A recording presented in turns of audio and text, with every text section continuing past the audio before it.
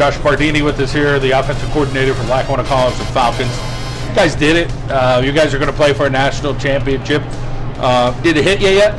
You know, I woke up this morning, John, I looked at my girlfriend, I said, you know, we're going to Pittsburgh, Kansas, we're going to play in the national title. It's hard to imagine. We've come a long way. We didn't think it would ever be possible. We knew a lot of good things had to happen, but credit to our guys. We wrote on our whiteboard in the office about 6 weeks ago, and we just said, just keep winning. And we didn't erase it, and it's still sitting there now, so we got one more left. We're going to try and finish this thing the right way. You guys are grinders. You're breaking down film. You're working hard. You take the lead of Coach Duda. Talk about, again, we've talked about this in the past, with just being a sponge with Coach Duda, and you guys took the ball and you ran with it, and he gives you guys, you and Billy, a lot of credit. And I know there's a lot of other coaches. We'll get to those coaches in a moment, but let's talk about that sponge thing with Coach Duda and you guys. Right. You know, it's funny. We thought we had a lot of success with two offensive plays that were kind of famous in the 1980s with the wham football play and the pin and pull football play. And that comes from Coach Duda. Those were plays that were hard to stop when he played. So, you know, just taking insight like that every week and trying to get better. And to his credit, he lets his coordinators coordinate. You know, he's not a micromanager, and if we do something wrong, he lets us screw up along the way and learn from it. So I think that's been extremely valuable. And then, like you said, we have a great staff. The guys I work with, Ray Dayton, Mike Baer, Dave Gonzalez, Lou Sell, I couldn't ask for any better people than that. And I know Coach Reese would say the same about his guys. You talk about putting an offense together. You have Matt Cavallero to work with. We didn't know who that quarterback was going to be in the spring, and things kind of worked out okay. Here's the way it's going to look. And did you have to? I mean, that Lackawanna, I don't know if you really build around one guy, because there's 11 guys, and then there's 12 and 13 and number 18 coming in to run the football in the third quarter. You guys have plenty of guys.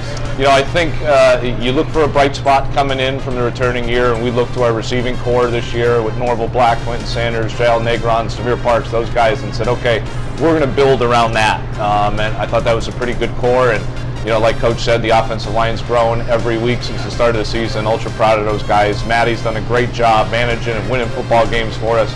We have a running back by committee here, which isn't popular all the time, but those four guys get the job done week in and week out. So, you know, we kind of built around those skill guys early on, and they saved us in some really big games and gave the offensive line time to catch up and gave Maddie time to knock some rust off.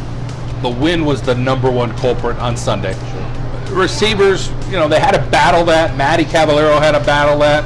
So it turned to the running game.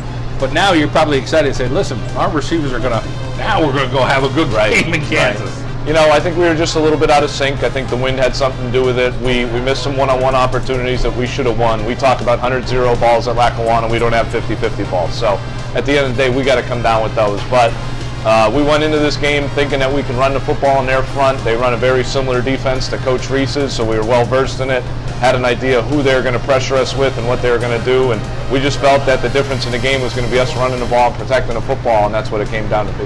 Let's go back to August, that offensive line. You graduated the kitchen sink on the offensive line. Okay, who do we got? Let's replace them.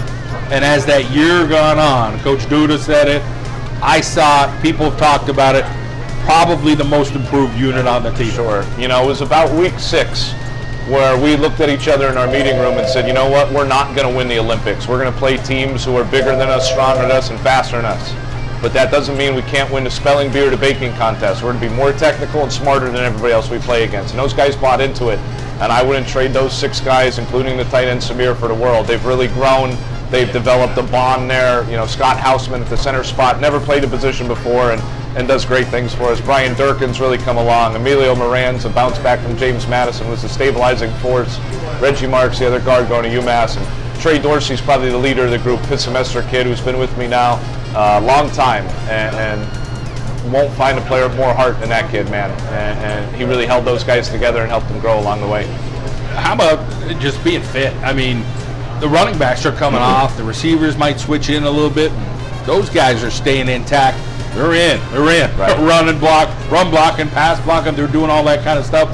How about the guts on the inside, as you mentioned? You know, we condition every single day, and about week 3 they said, well, why are we doing this? And then after we beat Snow, there was no more questions, and they just understood that we were going to wear people into the ground. So, you know, you go back to the ASA game or the Monroe game or even this last game where that defense has their hands on their knees and we're ready to run the next play.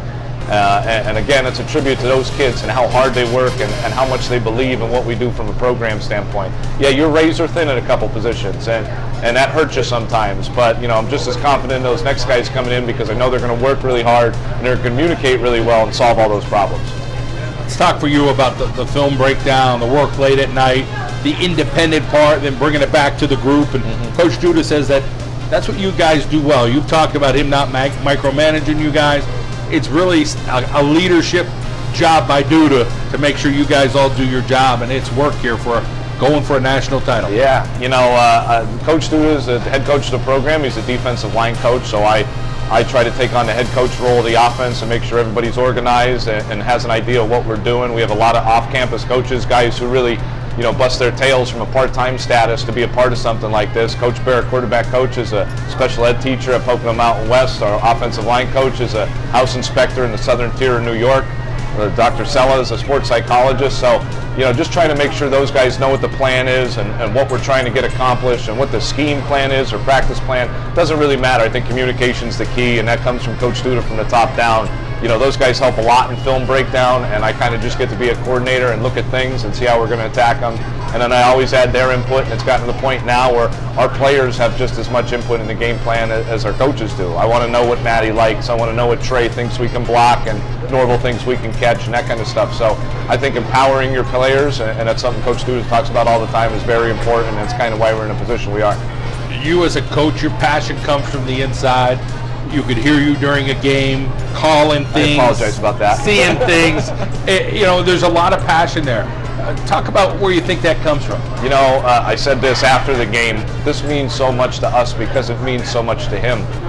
Some of our kids are 19 years old. I said, fellas, it's been 19 years plus 8 that he's been waiting for this. So as long as you've been alive, plus 8 years that this Hall of Famer sitting behind me, he's been cutting his teeth, beating everybody he can for an opportunity like this. And he comes to work, I shouldn't say that, he comes to the office every day and just brings it. So we really don't have a choice. It's not work to us, it's not work to him. There's a lot worse things we can be doing in life than coaching these great kids.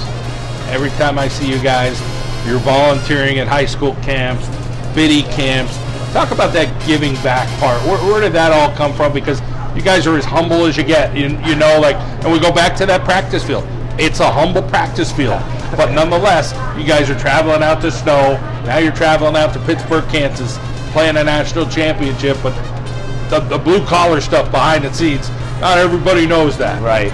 Again, to me, it's not work. I haven't worked a day in my life since I got here, and I know these guys haven't either. We just love what we do. We love trying to make a difference. Coach Reese and I took it upon ourselves here over the last couple of years to say, hey, we want to be Scranton's football team.